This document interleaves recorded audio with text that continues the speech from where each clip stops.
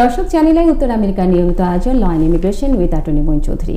বরাবরের মতো পুরো অনুষ্ঠান জুড়ে নিউ ইয়র্ক স্টুডিও থেকে আপনাদের সাথে আছি আমি রেজওয়ানা এলফিস এবং আমাদের এই নিউ ইয়র্ক স্টুডিওতে উপস্থিত আছেন অ্যাটর্নি মঈন চৌধুরী। স্বাগতম আপনাকে আমাদের অনুষ্ঠানে আসার জন্য। কেমন আছেন? ধন্যবাদ আপনাকে। দর্শক, আপনারা জানেন যে এই অনুষ্ঠানটা মূলত আমরা যে পর্বগুলো সাজাই সেটা হচ্ছে ইউএসসিআইএস এর কারেন্ট যে নীতিমালা আসে সেটার উপরে ভিত্তি করে আমরা এই অনুষ্ঠানটা পরিচালনা করি এবং বরাবরের মতো এই পর্বেও আমরা সাজিয়েছি যে অ্যাসাইলাম নিয়ে আসলে আমরা দেখেছি যে একটা নতুন নীতিমালা দিয়েছে ইউএসসিআইএস, সেই বিষয়ে আজকে আমরা কথা বলবো এবং পাশাপাশি আমরা অন্যান্য ইমিগ্রেশনের বিভিন্ন বিষয় নিয়ে আলোচনা করবো। প্রথমেই চলে যাচ্ছি ফাইন্যান্সিয়াল একটা ডিলিংসের কথা আপনি বলছিলেন। তাহলে যদি কেউ তার ভাই বোনের জন্য অ্যাপ্লাই হয়তো করেছে বা করতে চাচ্ছে, এটা তো নিশ্চয়ই ডিপেন্ড করে যে তার ইয়ারলি ট্যাক্স কত হচ্ছে সেটার উপরে সে আসলে তাদেরকে স্পন্সর করতে পারবে কিনা, এটা নিয়ে যদি একটু ডিটেইলে আপনি আলোচনা করতেন। ধন্যবাদ। আমরা যার জন্য অ্যাপ্লাই করি না কেন, দেখা যাচ্ছে সে হয়তো $100,000 ইনকাম করছে। ইনকাম $100,000 করা মানে আমেরিকাতে কিছুই না। দেখা গেল তার যে ট্যাক্স দেওয়ার পরে একটা পার্সেন্ট ট্যাক্সের পরে তার হাতে ক্যাশ থাকে না। সেই ক্ষেত্রে একটা ফ্যামিলি 4 জনের ফ্যামিলি আনলে আইনগতভাবে তারা কাভার যে তাকে টেক কেয়ার করতে পারবে, কিন্তু বাস্তবিক অর্থে যেহেতু ওই ফ্যামিলির অতীতে কোনো বেনিফিট নিয়ে থাকে তারা এগুলো তদন্ত করে দেখছে। আর 75 কান্ট্রি পদের ব্যাপারটা আগেও বলেছি, এখনো পেন্ডিং। কোনো ফেডারেল ডিস্ট্রিক্ট কোর্ট এখনো কোনো ইনজাংশন জারি করে নাই বিধায় এই জিনিসটা এখনো বলবৎ আছে। যদিও ফেডারেল কোনো কোর্ট ইনজাংশন জারি করে তখন দেখা যাবে এটা ট্রাম্প প্রশাসন নেক্সট ডে বা তার পরের দিনে হয়তো সার্কিট কোর্টে আপিল করবে। এটা হয়তো সর্বোচ্চ আদালত ইউএস সুপ্রিম কোর্ট পর্যন্ত গড়াবে। সেই ক্ষেত্রে আমরা এখনো বলতে পারছি না কবে এটা লিফট হতে পারে। তারপর অপেক্ষা করতেই হবে। এবং যে 212 যে আপনি বলেন ফাইন্যান্সিয়াল যে অব্লিগেশনের জিনিস আর বাস্তব অর্থে একটা ফ্যামিলিকে টেক কেয়ার করা অনেক কঠিন জিনিস। এটা বাস্তবিক অর্থে ইমিগ্রেশন চাচ্ছে ভেরিফাই করতে। হয়তো ওদের বসতে উঠে যাবে, কিন্তু আমরা কেউ এখন গ্যারান্টি দিয়ে বলতে পারছি না কবে এই পাবলিক চার্জটা এই যে 75 কান্ট্রি অব্লিগেশনটা উঠবে। এই যে বেনিফিটের কথা আপনি বলছিলেন, এটা তো আসলে রিসেন্ট আসছে যে যদি কোনো বেনিফিট নেয় সেক্ষেত্রে হয়তো বা এটার উপরে এক ধরনের নেগেটিভ ইফেক্ট পড়তে পারে। কিন্তু ধরেন আগে যারা করেছে, আমি বারবার আগের প্রসঙ্গে এই জন্যই যাচ্ছি যে এখন যারা করবে তারা হয়তো খুব কনসিয়াসলি এটা চিন্তা করে হয়তো বা করবে, কিন্তু আগে যারা অ্যাপ্লাই করেছে তারা হয়তো বা আগে বেনিফিট নিয়েছিল কোনো কারণে, তাহলে তাদের এটা সর্ট আউট হবে কিভাবে? এইভাবেই হবে। হয়তো আমেরিকান ইমিগ্রেশন সিস্টেম ডেভেলপ করছে, তারা সময় নিচ্ছে কারণে তারা সিস্টেম ডেভেলপ করছে। হয়তো বা তারা দেখতে পারবে তারা সোশ্যাল সিকিউরিটি নাম্বার দিলেই কিন্তু তারা বুঝে যাবে যে অতীতে কি ধরনের বেনিফিট নিয়েছে, তার স্পন্সরে কয়জন লোক গিয়েছিল অতীতে। কারণ আপনি আপনার প্যারেন্টসকে আমেরিকা স্পন্সর করে নিয়ে আসছেন, তারা তো আপনার ফাইল দেখলেই বুঝবে যে আপনি প্যারেন্টসকে ফ্যামিলি আমেরিকা নিয়ে আসছেন, তারা কি ধরনের বেনিফিট নিচ্ছে। খুব ইজিলি তাদের পক্ষে অনুসন্ধান করা খুবই ইজি যদি তারা সিস্টেম ডেভেলপ করে।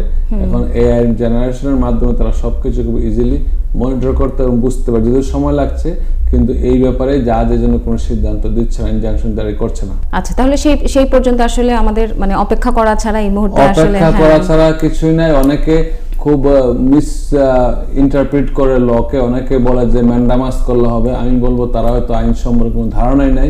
যদি ম্যান্ডামাস করতে হয়, যদি অ্যাডমিনিস্ট্রেটিভ প্রসেসে কেউ থাকে ম্যান্ডামাস করা যায়, কিন্তু যেখানে সবার জন্য একটি আইন প্রযোজ্য, কোনো একক পিটিশনার জন্য তারা এটা ওপেন করবে না আনলেস ফেডারেল ডিস্ট্রিক্ট কোর্টে যদি এটা যদি এটা নিষেধাজ্ঞাটা দেয় এই আইনের উপরে।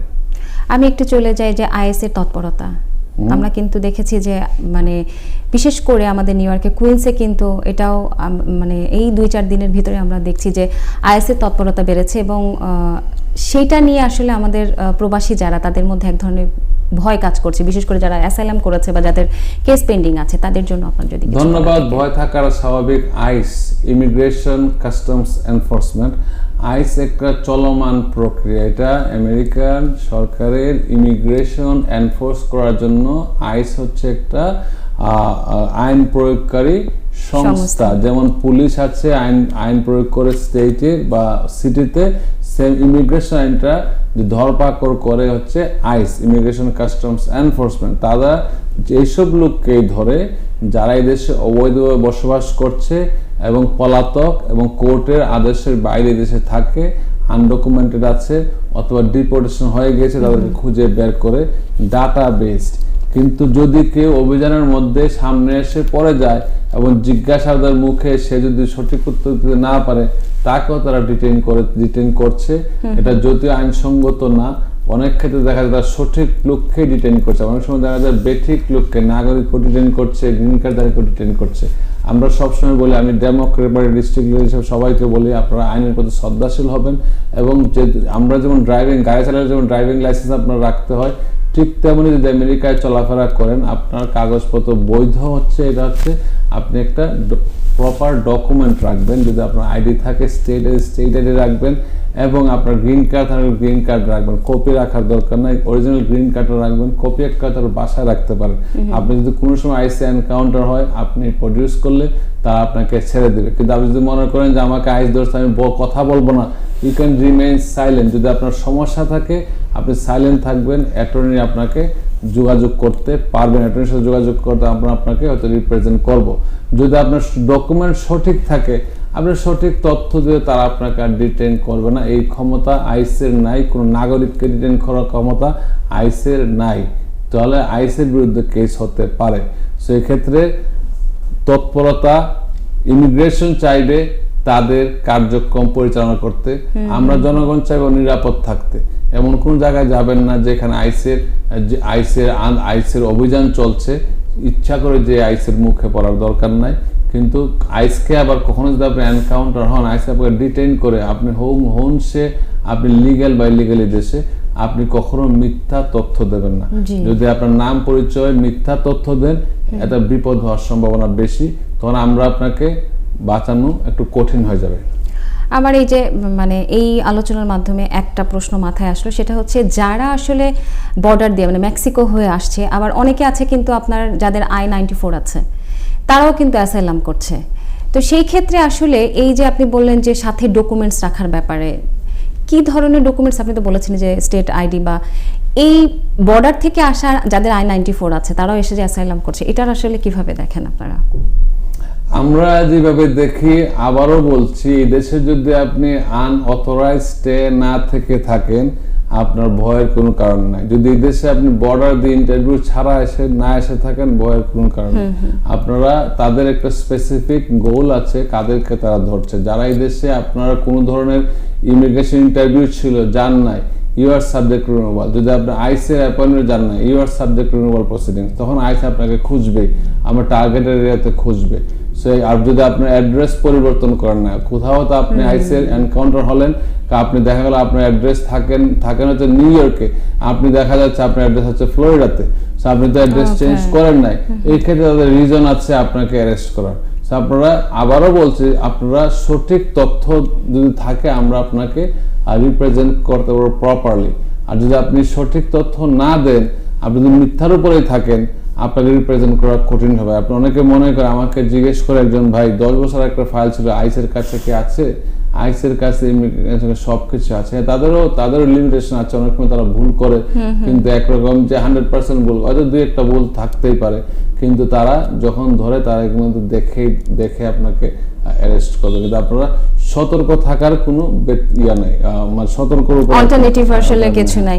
আপনার সঙ্গে মানে আগেও আলোচনায় আমি এই প্রশ্নটা করেছি, এখন আবারও করছি, যেহেতু রিসেন্ট অ্যাসাইলাম নিয়ে একটু মানুষের মধ্যে প্রশ্ন আসছে। সেটা হচ্ছে, আপনি বলেছিলেন যে একই নামের কিন্তু অনেকজন হতে পারে, সেই ক্ষেত্রে আসলে কি ধরনের সচেতনতা, মানে সচেতন থাকতে হবে আসলে আমাদের প্রবাসী যারা আছে? আপনাদের যে আইডেন্টিফিকেশন কার্ড, ওইটাই তো আপনার ইউনিক ডকুমেন্ট, যা আপনি ড্রাইভিং লাইসেন্স, যদি আপনার ড্রাইভিং লাইসেন্স থাকে, ওয়ার্ক পারমিট থাকে, গ্রিন কার্ড থাকে, আর this is your authentic documents. নাগরিকরা পাসপোর্ট সাথে রাখার প্রয়োজন নাই।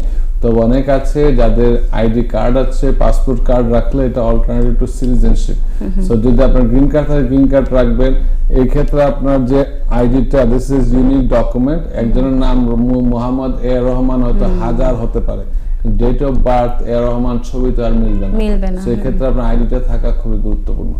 আরেকটা বিষয় যে, মানে অ্যাসাইলাম হয়তো করেছে, কিন্তু অ্যাসাইলাম করার পরে এরকম কেস কিন্তু আছে যে ওইটা হয়তো ডিনাইল হয়েছে, কিন্তু সে কিন্তু এখনো থেকে গেছে, কিন্তু হয়তো আইএস এর কাছে তার রেকর্ডটা নাই, কিন্তু সে অ্যারেস্ট হলো, সেই ক্ষেত্রে আসলে কিভাবে বের করবে? আইসির কাছে রেকর্ড না থাকার তো প্রশ্নই ওঠে না। যদি সে অ্যাসাইলাম করে ডিনাই হয়ে যায়, that means he is subject to deportation. সে হয়তো যায় নাই, আইসের কাছে তার রেকর্ড থাকবে, তাকে দেখা মাত্র যদি আইস এনকাউন্টার তাকে অ্যারেস্ট করতে পারে এবং তার জন্য আর জাজ দেখার প্রয়োজনে তাকে সরাসরি পাঠানো যাবে। যদি পরবর্তীতে দেখা যায় সে বিয়ে করে নাম চেঞ্জ করে সেখানে থাকছে, সেই ক্ষেত্রে দিস ইজ ক্রাইম। নাম চেঞ্জ করবে, এটা যদি আমাদের দর্শকদের জন্য একটু ক্লিয়ার, অনেকেই কিন্তু এটা this is crime, they should those person should be in jail anyways. তাদের জন্য আসলে আপনি যদি একটু সচেতনমূলক, তাদের কিছুই করে না, নাম পরিবর্তন শব্দটাকে রং, ইটস এ ক্রাইম। আপনি যদি দেশে কেউ ডিপোর্ট হয়ে থাকে ওইটা উল্লেখ করে যা করার করতে হবে। মিথ্যা তথ্য দিয়ে কোনো বেনিফিট নিলে যে আপনারা যদি সিটিজেনও হয়ে যায়, নেক্সট টাইম তাকে সিটিজেনশিপ বাতিল করতে পারে। আচ্ছা, তাহলে সেক্ষেত্রে ধরেন আগে হয়তো ভুল ইনফরমেশন দিয়েছিল, এখন হয়তো ভাবছে যে হ্যাঁ আমার হয়তো ভুল হয়েছে, সেক্ষেত্রে সারেন্ডার করার কোনো সুযোগ? প্রশ্নটা সঠিক না এই কারণে, ভুল তথ্য, নাম, জন্ম তারিখ তো ভুল করার সুযোগ নাই। একবার যদি আপনি দিয়ে থাকেন ইমিগ্রেশনে, এটাই তো আপনার সঠিক তথ্য। যদি সে বলে যে ভুল করেছে, সে ফাইল রিওপেন করতে হবে। হ্যাঁ, সেটা আসলে রিওপেন করার প্রসেস ভিন্ন। ওই ধরনের কেস থাকলে তারা আমাদের মতো একজন এক্সপার্ট ইমিগ্রেশনের সাথে কথা বলা উচিত। এগুলা অফিসে, এগুলা যদি আপনি টিভিতে বলি এটা ক্রিমিনাল অ্যাক্টিভিটির মধ্যে পড়ে। জি জি, এগুলা যারা করছে তারাই কিন্তু ডিপোর্ট হচ্ছে। কারণ সিটিজেন হয়ে আপনার প্রশ্ন তুলছেন, ভালো কথা। আমি অনেকগুলো কেস আমার কাছে আছে যারা ভিন্ন নামে এই দেশে ছিল এবং তারপরে নাম পরিবর্তন করে তারা নতুন নামে বিয়ে করে গ্রিন কার্ড পেয়েছে। তারা কিন্তু গ্রিন কার্ড পাওয়ার পর নাগরিকও হয়েছে। এই নাগরিকত্ব এখন সরকার কেড়ে নিচ্ছে, কারণ হচ্ছে তার প্রসেসটা প্রথম থেকে ছিল ভিন্ন। কারণ সে মিথ্যা তথ্য দিয়ে গ্রিন কার্ড পেয়েছে, মিথ্যা তথ্য দিয়ে নাগরিকত্ব পেয়েছে। আগের সেই নামটা সে উল্লেখ করে নাই, তার সবই ভিন্ন ছিল। হ্যালো, এটা কি অ্যাটর্নি মঈন চৌধুরীর নাম্বার? জি বলছি, আমি অ্যাটর্নি মঈন চৌধুরী। দীর্ঘ 15 বছর যাবৎ আমেরিকাতে দুর্ঘটনায় আহতদের জন্য মিলিয়ন মিলিয়ন ডলার আদায় করে দিয়েছি। আপনাদের গাড়ি দুর্ঘটনা, কনস্ট্রাকশন কাজের দুর্ঘটনা, হাসপাতালে ভুল চিকিৎসা সহ যে কোনো দুর্ঘটনায় সর্বোচ্চ ক্ষতিপূরণ আদায় বিনামূল্যে আমাদের অভিজ্ঞ অ্যাটর্নিদের পরামর্শ নিন। New York, new jersey, Connecticut, Pennsylvania, Michigan সহ বিভিন্ন স্টেটে লাইসেন্সধারী অভিজ্ঞ সহযোগী অ্যাটর্নিরা আপনাদের সেবায় নিয়োজিত। কল 1866 মঈন ল, সেল 9172829256। হ্যালো, এটা কি অ্যাটর্নি মঈন চৌধুরীর নাম্বার? জি বলছি, আমি অ্যাটর্নি মঈন চৌধুরী। দীর্ঘ 15 বছর যাবৎ আমেরিকাতে দুর্ঘটনায় আহতদের জন্য মিলিয়ন মিলিয়ন ডলার আদায় করে দিয়েছি। আপনাদের গাড়ি দুর্ঘটনা, কনস্ট্রাকশন কাজের দুর্ঘটনা, হাসপাতালে ভুল চিকিৎসা সহ যে কোনো দুর্ঘটনায় সর্বোচ্চ ক্ষতিপূরণ আদায় বিনামূল্যে আমাদের অভিজ্ঞ অ্যাটর্নিদের পরামর্শ নিন। New York, new jersey, Connecticut, Pennsylvania, Michigan সহ বিভিন্ন স্টেটে লাইসেন্সধারী অভিজ্ঞ সহযোগী অ্যাটর্নিরা আপনাদের সেবায় নিয়োজিত। কল 1866 মঈন ল, সেল 9172829256। প্রথমেই যেহেতু সে একটা ক্রাইম করেছে, পরবর্তীতে আসলে মানে ওটা সর্ট আউট করার আসলে কোনো সুযোগ তার কিছু তাছে করার পরে যদি সে ফাইলটা রিওপেন করতে পারতো, ক্ষমা চাইতো, হয়তো করা যায়, ওয়েভার করা যায় অনেক সময়। কিন্তু এটা খুব, যেহেতু সে একটা নাম এস্টাবলিশ করে পরবর্তী নাম বিভিন্ন নামে আসছে, তার গ্রিন কার্ডটা সিটিজেনশিপ বাতিল হচ্ছে। আর তাদের তাদের ধরেন মাধ্যমে যদি তার কোনো রিলেটিভস এসে থাকে, ফর এক্সাম্পল যে এবিসি যেই হোক না কেন, সে হয়তো এইভাবে গ্রিন কার্ড পেয়েছে বা নাগরিকত্ব পেয়েছে এবং পরবর্তীতে তার ফ্যামিলির জন্য অ্যাপ্লাই করে তাদেরকে নিয়ে আসছে, সেক্ষেত্রে আসলে নিয়মটা কি? সরকার চাইলে সবকিছু বাতিল করতে পারে, এজন্য তাকে অপশন দেওয়া হয় সে কি করবে। ফেডারেল গভর্নমেন্ট চাইলে, যেহেতু তার মাধ্যমে সে যে প্রতারণার মাধ্যমে দেশে গ্রিন কার্ড নাগরিক, তার মাধ্যমে যত লোক প্রতারণার মাধ্যমে হয়েছে, তারও প্রতারণার অংশ, চাইলে সরকার সবই করতে পারে। সরকার ডিপেন্ড করে, সরকার যে ফেডারেল যে ডিস্ট্রিক্ট কোর্টের যে আমাদের যে ইউএস অ্যাটর্নি অফিস, তারা কতটুকু অ্যাগ্রেসিভ ভাবে প্রসিকিউট করে উপর ডিপেন্ড করে। ওকে, এবারে একটু চলে যাই যে আপনার এই যে আইএস এর প্রসঙ্গটা, আমরা যেহেতু অ্যাসাইলাম এবং অন্যান্য বিষয় নিয়ে আমরা কথা বলছিলাম, আইএস এর যারা হাজবেন্ডের দুজনের গ্রিন কার্ড, এবং তারা কি আসলে বাবা মাকে আনতে পারবে? না, প্রথম কথা হলো গ্রিন কার্ডধারীরা কখনো তাদের বাবা মা বা ম্যারিড ছেলে মেয়েদের জন্য ইমিগ্রেশন অ্যাপ্লাই করতে পারে না, ইমিগ্রেন্ট ভিসার জন্য অ্যাপ্লাই করতে পারে না। হ্যাঁ, ট্যুরিস্ট ভিসা যারা অ্যাপ্লিকেশন করবে, যারা আসতে চায়, যেহেতু সন্তানরা এখানে আছে, তারা অবশ্যই স্পন্সর করতে পারে। কিন্তু গ্রিন কার্ড আবেদন একমাত্র সিটিজেন ছাড়া তার বাবা মার জন্য করতে পারবে না। সেক্ষেত্রে আসলে শুধুমাত্র ট্যুরিস্টের জন্য ট্যুরিস্ট ভিসা যার তার করবে, যে আসতে চায় সে করবে।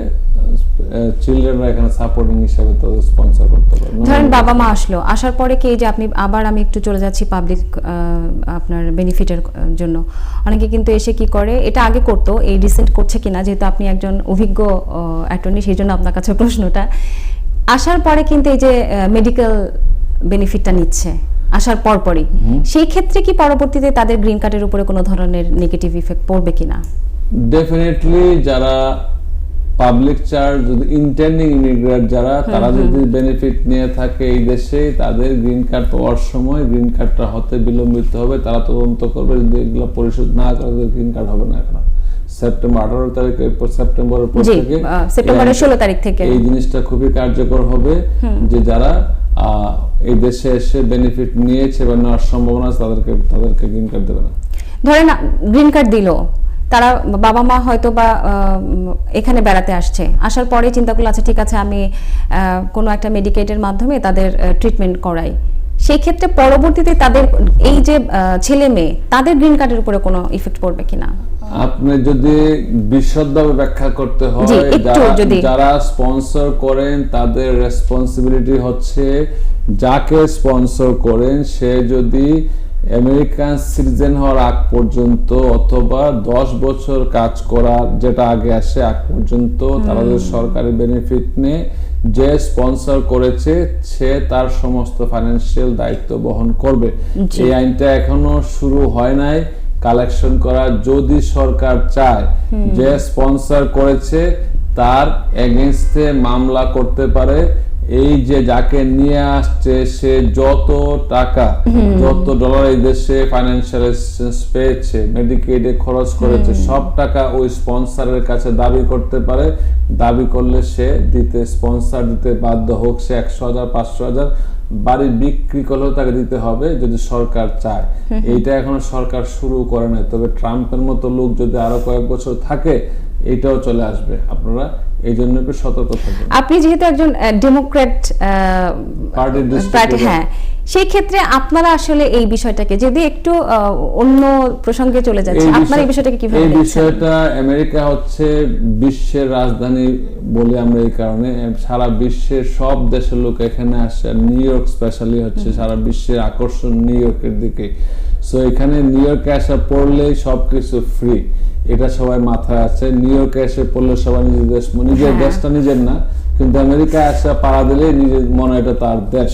এটা একটা ভালো জিনিস, কিন্তু ভালো জিনিসের মধ্যে নিজের দেশে আমরা দেখেন যে দেশ থেকে আসছে, 195 দেশে এখানে লোক থাকে, তাদের দেশে কিন্তু আমাদের অনেক দেশে কিন্তু মেডিকেল কোনো ফ্যাসিলিটি নাই, নিজের বাড়ি ঘর বিক্রি করে চিকিৎসা করতে হয়। কিন্তু এদের হিসাবে আমরা মনে করি ফ্রি হিসাবে নিয়ে যাচ্ছি।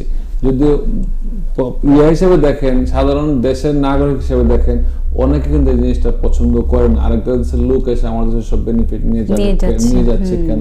কিন্তু আমরা ডেমোক্রেটরা আমরা একটু শিথিল, আমরা মনে করি মানুষ বিপদে পড়েই তো এই দেশে আসে, বিপদে পড়ে আসে তার চিকিৎসার জন্য আসে, যদি আমাদের এনাফ কিছু আছে আমরা কেন দেই না? সেই ক্ষেত্রে ভিন্ন রকম মতামত আছে। ডেমোক্রেটদের মধ্যে একটা গ্রুপ হয়তো এই ক্ষেত্রে শিথিল, একটা গ্রুপ হতো চায় যে আপনাদের মতো লোকরাই, আপনি হয়তো ডেমোক্রেট সমর্থন করেন, কিন্তু দুদিন পর হয়তো বলবেন যে আমি এত টাকা দিচ্ছি, আমি ট্যাক্স দিচ্ছি, আমি বেতন থেকে 30% কেটে নিচ্ছে, আমি 100,000 ইনকামে 30,000 ট্যাক্স দিয়ে দিচ্ছি। আমার ট্যাক্সের টাকা একটা লোক এসে দেশে, এখানে এসে দেশে বাচ্চার জন্ম দিবে, একটা লোক এসে এখানে খাবে পড়বে, আমার টাকা দিয়ে করছে। আপনার টাকা যদিও না হয়, আপনাদের মতো লক্ষ লক্ষ লোকের যে ট্যাক্সের টাকা দিতে চলছে। এই ক্ষেত্রে ভিন্ন মতামত আছে। আমরা দুই ধরনের লোকের সাথে পরিচয় হয়, যারা এটা নেগেটিভ বলে, তারা পজিটিভ বলে।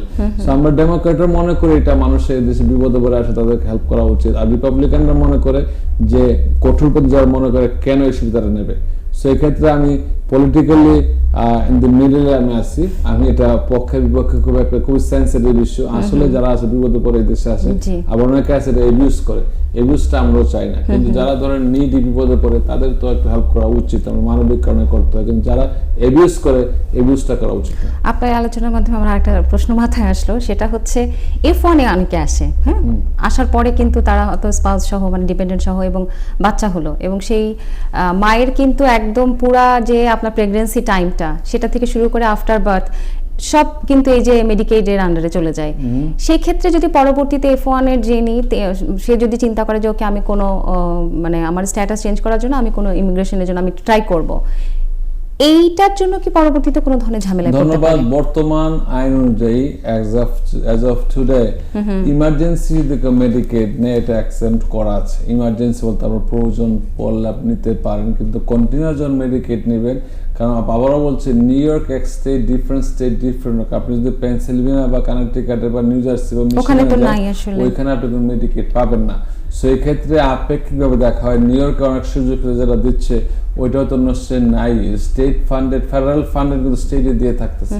সো এই জিনিসগুলো আসলে আপেক্ষিক, কিন্তু ইমার্জেন্সি যদি কোনো সুবিধা নেন ওইটা হয়তো বা এক্সাম করা হতে পারে, ফিউচারে হয়তো এক্সাম থাকবে, কিন্তু যদি কন্টিনিউয়াস থাকেন এজ এন হ্যাবিট হিসাবে তো অ্যাবিউজ করেন, অ্যাবিউজ কোনো সময় তার মিথ্যা তথ্য দিয়ে ডকুমেন্ট কোনো ধরনের পাবলিক বেনিফিট নিলে this is against the law. আপনাকে অসংখ্য ধন্যবাদ। আমরা একদম অনুষ্ঠানের শেষে চলে আসছি। আপনি যদি একদম ইন জেনারেল মানে বলে না যে এই যে আজকে আমরা বিভিন্ন বিষয় নিয়ে আলোচনা করলাম, একদমই ছোট করে যদি। ধন্যবাদ সবাইকে, ধন্যবাদ জানাচ্ছি চ্যানেলের সাথে থাকার জন্য। একটা কথাই বলবো, আপনারা যে বেনিফিটের জন্য আমেরিকাতে অ্যাপ্লাই করেন না কেন, অলওয়েজ বি ট্রুথফুল, সত্য তথ্য দিবেন। মিথ্যা তথ্য দিয়ে কোনো বেনিফিট নিলে এদেশে পরবর্তীতে যত বছর পরে হোক না কেন they can come back against you. So better be careful. এবং আমেরিকার আমি সবসময় বলি আইন জানুন, আইন মানুন। অনেক সময় সোশ্যাল মিডিয়ার বিভিন্ন পোস্টিংয়ে বিভ্রান্ত হন, কিন্তু এই জন্য আপনারা ইগনোর করার প্রয়োজন নয়, কিন্তু আপনি ভেরিফাই করার জন্য একজন প্রফেশনাল কারোর সাথে কথা বলে ভেরিফাই করবেন। এবং সব কিছু ফ্রি নিলে আসলে পরবর্তীতে বুঝে শুনে নেবেন। অনেক বেনিফিট আছে, আপনাকে উপকার আসবে, অনেক বেনিফিট আপনার ফিউচারে হয়তো ক্ষতির কারণ হয়ে দাঁড়াবে। আপনাকে অসংখ্য ধন্যবাদ। দর্শক, এই ছিল আজকের মতো law and immigration with attorney Moin Chowdhury. বরাবরের মতো আমাদের প্রচেষ্টা থাকে আপনাদের সমসাময়িক বিষয় নিয়ে আলোচনা করা এবং যত প্রশ্ন থাকে সেই উত্তরগুলো আসলে তুলে ধরা। আমরা চেষ্টা করব পরবর্তীতে নতুন ইস্যু নিয়ে আপনাদের সঙ্গে কথা বলা। সেই পর্যন্ত সবাই ভালো থাকবেন, সুস্থ থাকবেন, দেখতে থাকবেন চ্যানেল আইয়ের সকল আয়োজন। চ্যানেল আই স্টুডিও থেকে আমি রেজওয়ানা ইলফিস আপনাদেরকে আবারও শুভেচ্ছা জানাই।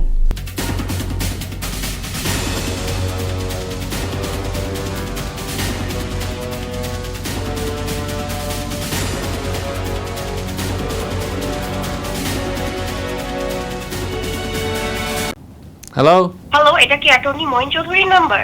জি বলছি, আমি অ্যাটর্নি মঈন চৌধুরী। দীর্ঘ 15 বছর যাবৎ আমেরিকাতে দুর্ঘটনায় আহতদের জন্য মিলিয়ন ডলার আদায় করে দিয়েছি।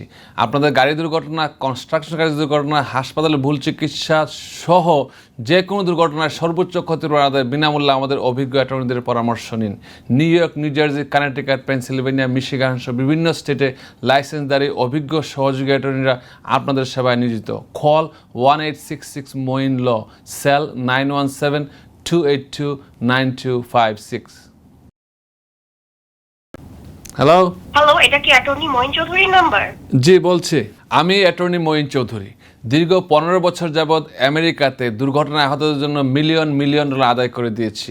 আপনাদের গাড়ি দুর্ঘটনা, কনস্ট্রাকশন কাজের দুর্ঘটনা, হাসপাতালে ভুল চিকিৎসা সহ যে কোনো দুর্ঘটনায় সর্বোচ্চ ক্ষতিপূরণ আদায় বিনামূল্যে আমাদের অভিজ্ঞ অ্যাটর্নিদের পরামর্শ নিন। New York, new jersey, Connecticut, Pennsylvania, Michigan সহ বিভিন্ন স্টেটে লাইসেন্সধারী অভিজ্ঞ সহযোগী অ্যাটর্নিরা আপনাদের সেবায় নিয়োজিত। কল 1866 মঈন ল, সেল 917-282-9256।